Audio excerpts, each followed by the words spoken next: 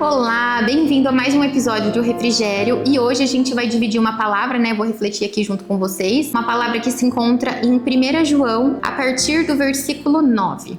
Nós vamos se alugar um pouquinho mais na leitura hoje, porque eu acho necessário a gente refletir, né, toda essa parte. Então eu vou ler junto com vocês. 1 João 2, versículo 9.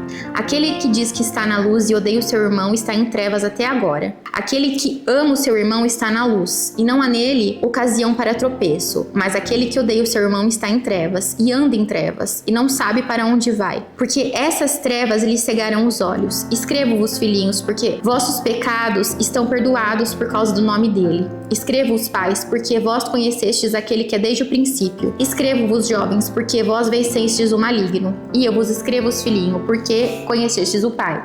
Versículo 14. E eu vos escrevo, pais, porque já conhecestes aquele que é desde o princípio.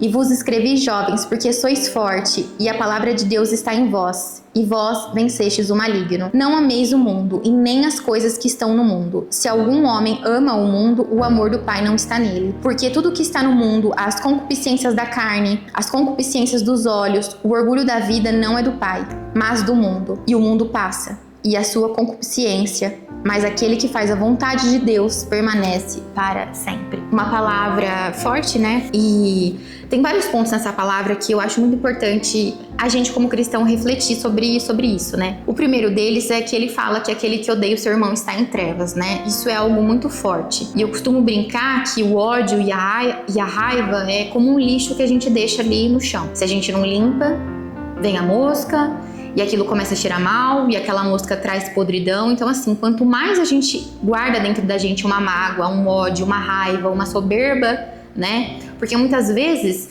Deus nos leva a lugares mais altos, né? Assim, no sentido de realizar promessas, né? E aí a gente fica, nossa, olha o que Deus fez. E Deus não quer isso de nós, né? Olha o que Deus fez comigo e não fez com o irmão do lado. Deus quer de nós um coração quebrantado, contrito. José, quando chegou na posição de governador, ele não olhou para os irmãos dele, meus irmãos. Não, ele teve um coração quebrantado diante daquilo. E é isso que Deus espera de nós. E é por isso que a palavra fala que aquele que odeia o seu irmão está em trevas. Então isso é algo muito forte para a gente refletir se a gente está levando tudo aquilo que nos incomoda, a raiva, o rancor, o ódio, né, em oração, para que o Espírito Santo de Deus venha ajudar a gente a vencer isso, né, a liberar perdão de maneira sincera, né, para que isso não venha envenenar a nossa alma, para que isso não venha apartar a gente de Deus, né. E outra coisa muito importante que essa palavra fala, né, que é outro ponto que me chama muito a atenção, é não ameis o mundo. Não ameis o mundo e nem as coisas no mundo. Tem uma coisa muito séria, né, que muitas vezes a gente não conversa sobre isso, né? Tudo aquilo que ocupa o lugar de Deus é um ídolo. Tudo aquilo que ocupa o lugar de Deus é um ídolo. Então muitas vezes a gente acha que um ídolo é um outro Deus, mas não, às vezes um ídolo é algo até mesmo que Deus te deu. É quando a gente transforma a bênção no nosso Deus. E o nosso Deus não é a nossa bênção. O nosso Deus é Deus. Então a gente tem que amar Ele mais do que as bênçãos que Ele deu e mais daquilo que Ele pode fazer. A gente tem que amar Ele sobre todas as coisas. Essa palavra fala, né, que o mundo passa e a concupiscência também, mas aquele que faz a vontade de Deus permanece. Então é mais um alerta pra gente fazer uma varredura na nossa vida.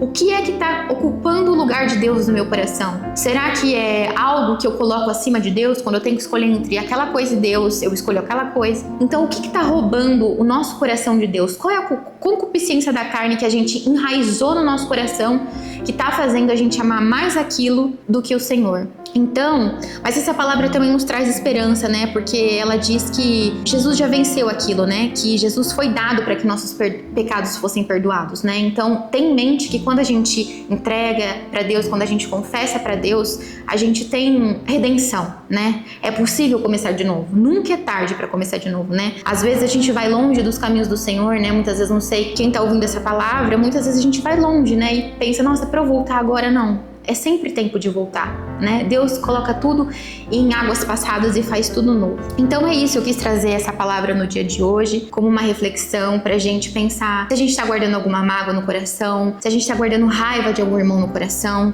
se a gente tá colocando algum ídolo no nosso coração no lugar do Senhor, né? E que quando a gente pensar nessas coisas, que a gente venha confessar diante de Deus. Tudo aquilo que a gente não confessa vai virando uma amarra. E a oração é a maneira que Deus criou de nos relacionarmos com Ele. Deus é sim onipotente, onisciente, onipresente, mas a oração é o momento que Deus quer que nós coloquemos em palavras, né?